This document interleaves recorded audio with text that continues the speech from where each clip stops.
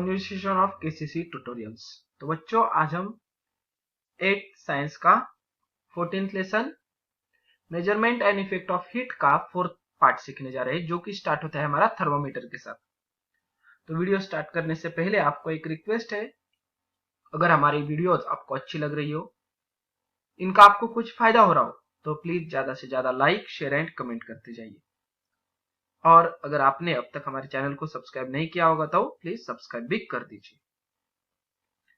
So let's start our topic, thermometer. You must have seen the thermometer that is used when someone at home has fever. यानी कि कई बार हम घर में भी थर्मोमीटर देखते हैं जब किसी को बुखार आ चुका होगा तो वो चेक करने के लिए। That thermometer is called clinical thermometer. उस थर्मोमीटर को हम क्लिनिकल थर्मोमीटर बोलते हैं, जो कि हमारे फीवर, बुखार यानी कि ताप, बुखार आता है तब ये यूज किया जाता है। Different thermometer are use for different purposes. Let us first learn about the working of thermometer. अलग अलग कामों के लिए अलग अलग थर्मोमीटर्स होते हैं। तो पहले हम वर्किंग कैसे होता है, एक वर्क कैसे होता है, यानी कि टेम्परेचर हमें कैसे मालूम होता है, ये देखते हैं। और thermometer as shown in the figure 14.4, ये सारे थर्मोमीटर आपको दिखाई दे रहे हैं। तो ये सिंपल थर्मोमीटर है, एक क्लिनिकल थर्मोमीटर है, यानी कि सिर्फ बॉडी के टेम्परेचर चेक करने के लिए। एक डिजिटल थर्मोमीटर है, यानी कि उस पर डायरेक्टली डिजिट्स में क्या होता है, डिस्प्ले पर जितना टेम्परेचर है उतना आता है। और मैक्सिमम मिनिमम थर्मोमीटर, ये कुछ टाइप्स है। तो उसमें देख लो, it has a narrow glass tube which has a bulb at the one end. तो पहले ए वाले में देख लो, यहां पर आपको एक बल्ब नजर आ रहा है और उसके ऊपर नैरो यानी कि पतली लाइन दिखाई दे रही है। The bulb and the part of the tube filled with the liquid. इसमें क्या होता है, लिक्विड होता है एक प्रकार का। Earlier mercury was used. पहले तो हम क्या यूज करते थे, इसमें जो लिक्विड यूज हुआ करता था ना, वो था mercury. As it is harmful for us, it has been replace with alcohol. मगर जो मर्क्यूरी होता है वो ह्यूमन बॉडी के लिए हार्मफुल होता है, उससे बहुत सारी बीमारियां, डिसीजेस वगैरह हो सकता है अगर कंज्यूम करें हम तो उसकी जगह अब या इसमें थर्मोमीटर्स में अल्कोहल यूज किया जाता है। Then the rest of the volume of the tube has vacuum and the other end is closed. अब ये दिखाई दे रहा है रेड वाला पोर्शन, इसमें अल्कोहल है, ऊपर वाले हिस्से में वैक्यूम है, यानी कि जिसमें हवा भी नहीं है, हवा भी निकाल दी है, और ऊपर वाला एंड क्या होगा, क्लोज होगा। Then the bulb is kept in contact with the object which temperature is to be measured. तो इस बल्ब को क्या करेंगे हम, जिसका टेम्परेचर मेजर करना है उसके कॉन्टैक्ट में रखेंगे। अब जब एक बल्ब कॉन्टैक्ट में आता है, so that its temperature become same as that of the object.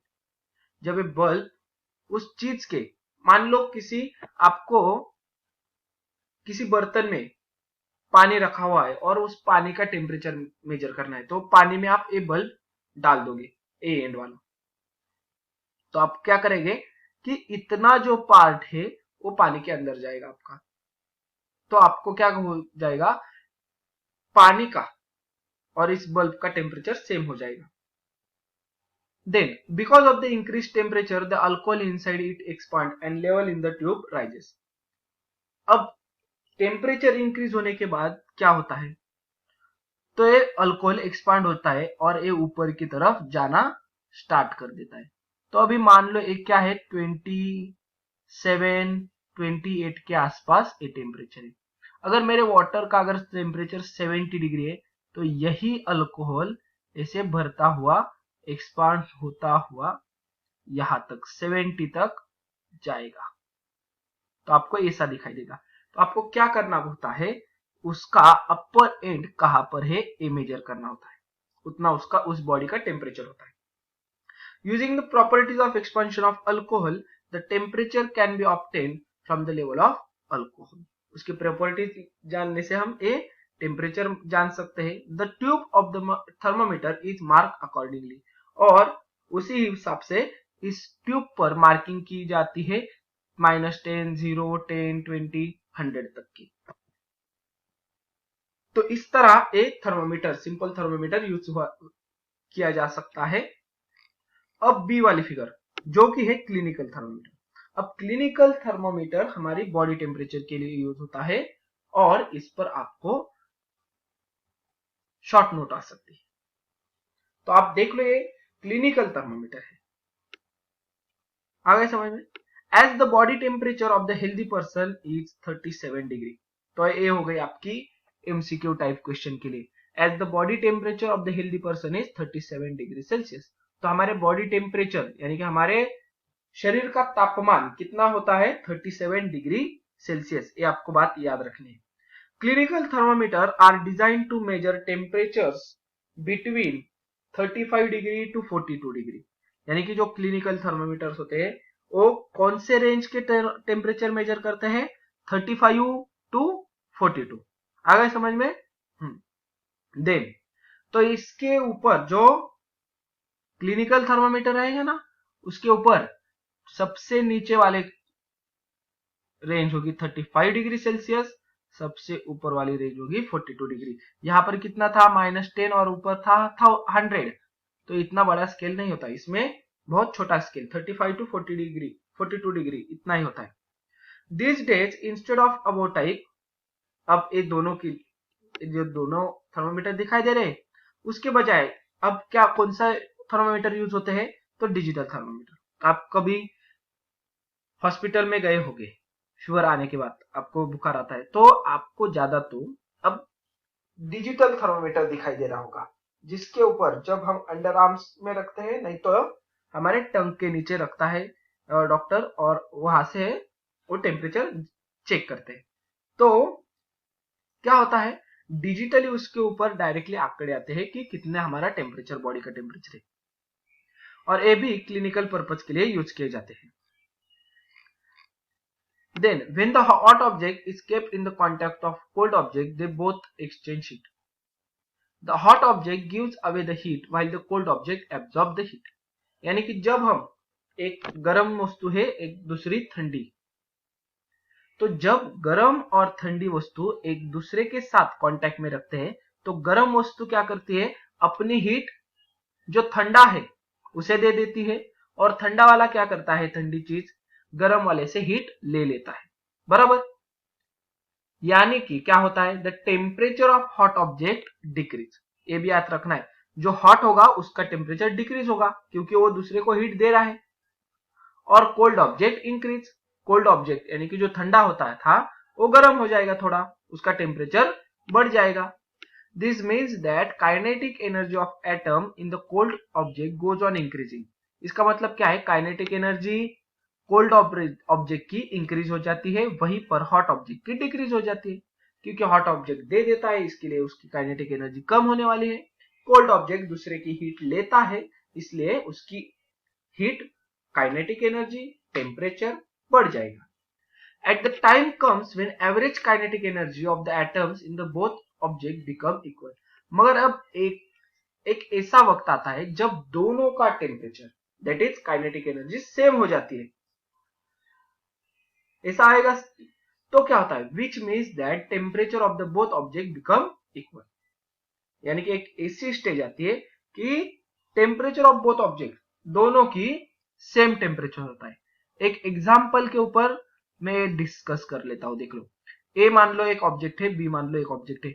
ए वाला ऑब्जेक्ट हॉट था और ए बी वाला कोल्ड था। अब ए वाला ऑब्जेक्ट जो है 20 डिग्री सेल्सियस पे था और ए 10 डिग्री सेल्सियस, यानी कि 20 डिग्री गर्म है। कुछ समय बाद इनको क्या हो जाएगा? तो इसका 19 हो जाएगा, 18 हो जाएगा, 17, ऐसे इसका कम होता जाएगा और कोल्ड वाले का बढ़ता जाएगा एक एक से। एक एग्जाम्पल के तौर पे दिखा रहा हूं, देख लो, इसका 19, इसका एक बढ़ गया, इसका एक कम हो गया, इसका एक बढ़ गया, इसका एक कम हो गया, कोल्ड का एक बढ़ गया। अब क्या बन जाएगा? एक ऐसी कंडीशन आएगी, क्या आएगी? तो देख लो, यहां पर 13 चाहिए, एक बढ़ गया, 16 के लिए एक बढ़ जाएगा, यहां पर 14, और इसका एक कम होने के बाद 15। आ गए समझ में? यहाँ पर डिक्रीज हो रहा है, यहाँ पर इंक्रीज हो रहा है टेम्परेचर जैसे जैसे हम नीचे आ रहे हैं। तो एक ऐसी कंडीशन आती है जब दोनों चीजों का टेम्परेचर सेम होता है। ये हो गई कंडीशन ऑफ इक्वल टेम्परेचर। अब देख लो सेकेंड है हमारा स्पेसिफिक हीट क्या होता है। The specific heat on object is the amount of heat required to increase, एक मिनट, हाँ, स्पेसिफिक हीट क्या होता है? तो the amount of heat required to increase the temperature of unit mass of the substance through 1 degree. तो unit mass हम क्या ले सकते हैं? 1 kg ले सकते हैं, 1 ग्राम ले सकते हैं। तो उतने चीज का हमें टेम्परेचर 1 डिग्री से बढ़ाना है, तो कितनी हीट लगेगी वो होती है उसकी स्पेसिफिक हीट। तो ये डेफिनेशन आपको लर्न करनी है, इंपॉर्टेंट टॉपिक है।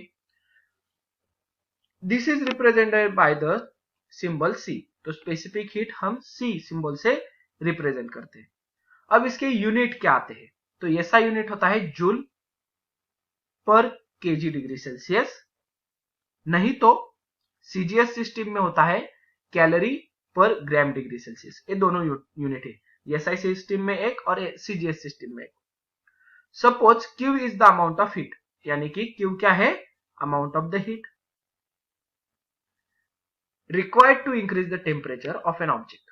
Q क्या है? हमारी हीट है। ऑफ मास M, हमारा मास क्या है? M है।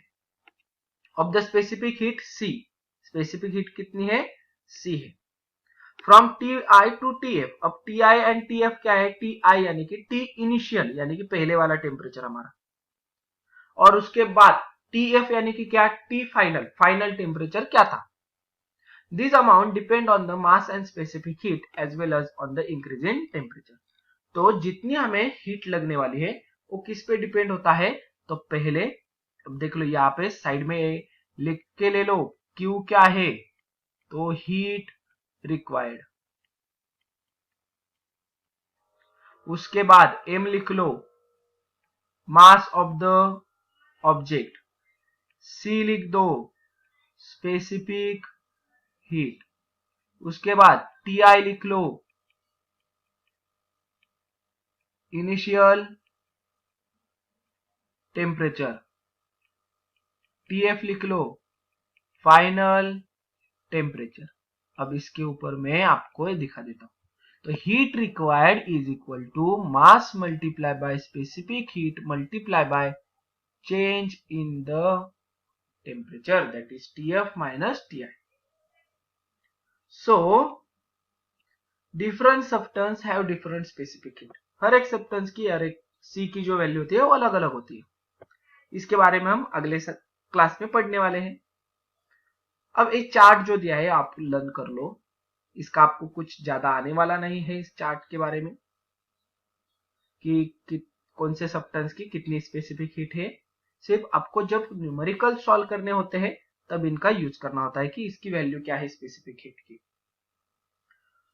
तो यहां पर जो हमारा फोर्थ पार्ट था वो खत्म होता है।